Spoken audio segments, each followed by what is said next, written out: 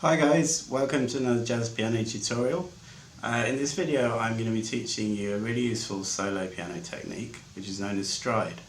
So this is a really traditional left hand pattern that goes all the way back to the early 1900s, and it was popularised by like ragtime pianists like Scott Joplin, like in The Entertainer.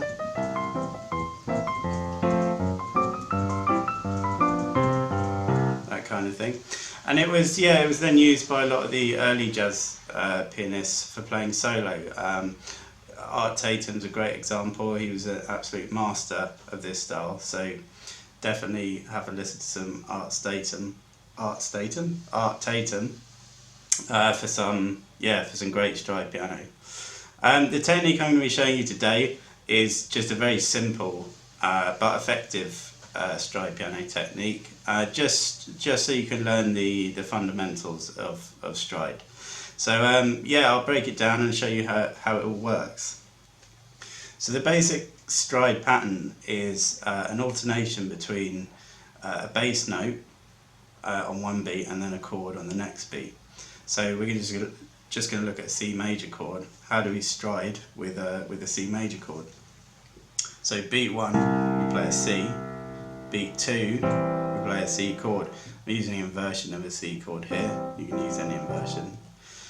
So it's 1, 2, and then if this chord lasts for a whole bar, on 3 we're then going to play the 5th of the chord, and then on beat 4 the chord again. So it's root, chord, 5th, chord, like that. 1, 2, 3, 4. 1, 2, 3, 4. So that's your first stride piano exercise, just on a C major chord, going back and forward between root, chord, 5th, chord, root, chord, 5th, chord.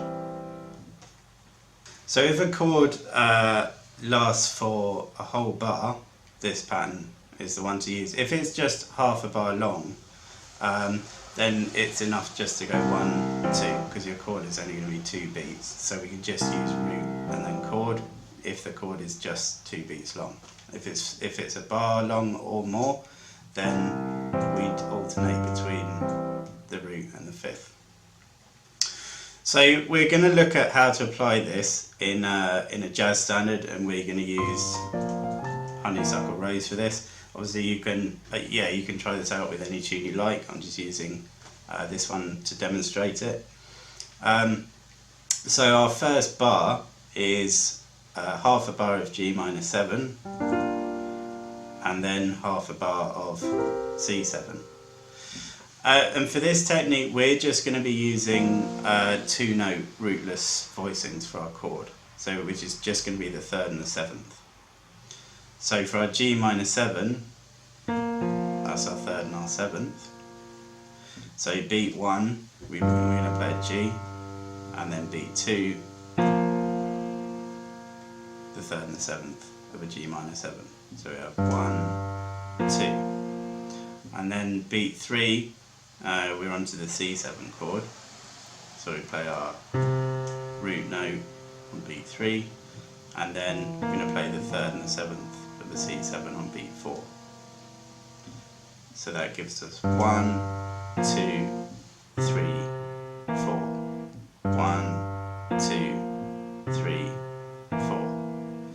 So again, once you're comfortable doing this, and it just starts to feel nice and relaxed and nice and easy, it might take 5 minutes, it might take 5 days, it just takes however long it takes. Then we can add in the melody over the top.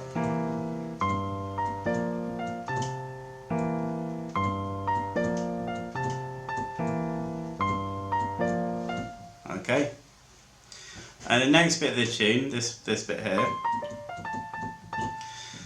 there we have a whole bar of G minor 7, so that's where we're going to use the root chord, 5th chord pattern. So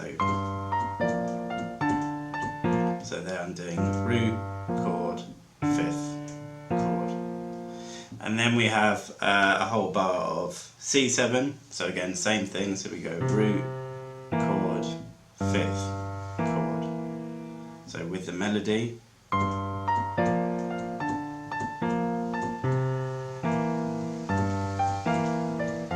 Like that. One more time.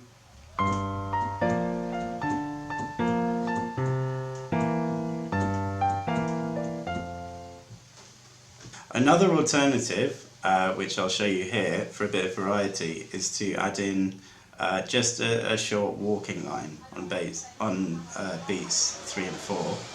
So instead of root, chord, fifth chord, we're going to go root, chord, walk, down, root, chord, like that. It just changes things up a bit and gives a kind of a walking bass feel. So it's 1, 2, and then chromatically down to the C on beats 3 and 4. 1, 2, 3, 4, 1, 2, like that. So with the tune.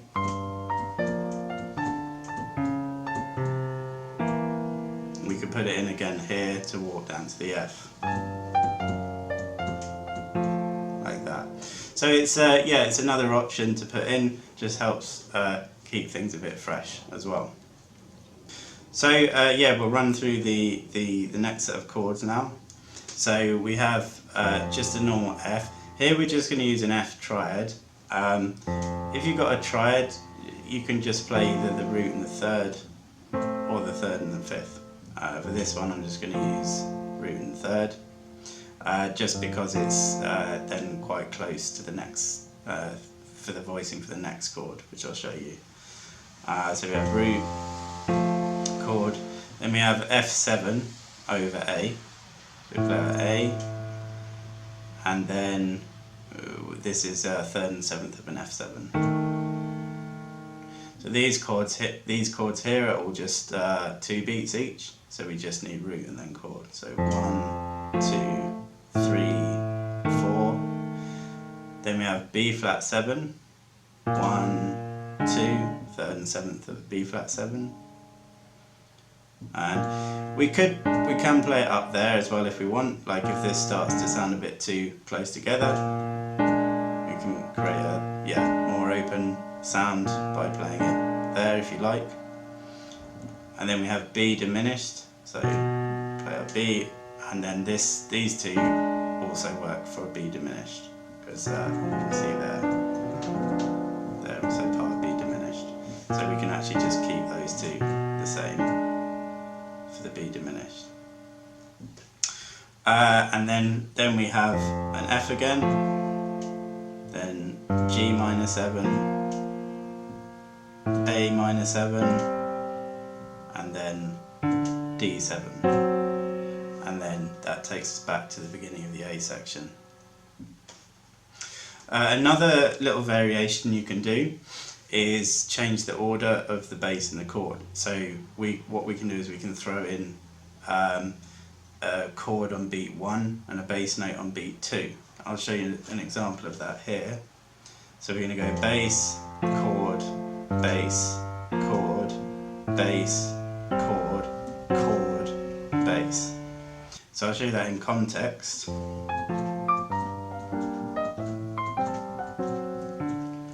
So it's just again it like mixes things up a bit, and because the constant sort of bass chord, bass chord, bass chord the whole time can get a bit repetitive and monotonous. So it's useful to have a couple of variations. So like the walking bass, and then changing putting the chord on the 1. Just adding those in occasionally helps keep things interesting and fresh.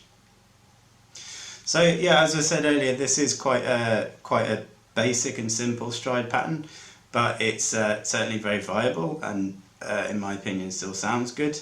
And it's a good idea to get the foundations of this basic stride movement down before learning more complex stride patterns. If you want to hear some very, very simple stride, a great album to listen to is Solo Monk by Thelonious Monk. I think the first tune on there, Diner, yeah, just have a listen to his left hand. It's just a very, very simple stride pattern, which is very similar to what I've shown you here.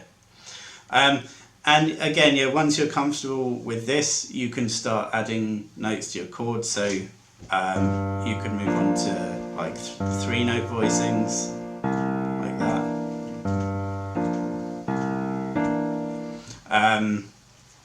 Another thing is you can start adding like octaves, like that, slightly bigger sound.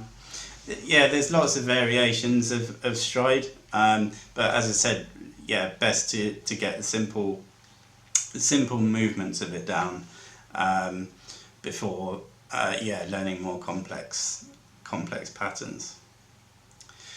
So yeah, so I hope that's been useful to someone, and I hope you have fun practicing it. If you did like the video, please leave a like and subscribe to help the channel out. And yeah, thanks very much for watching.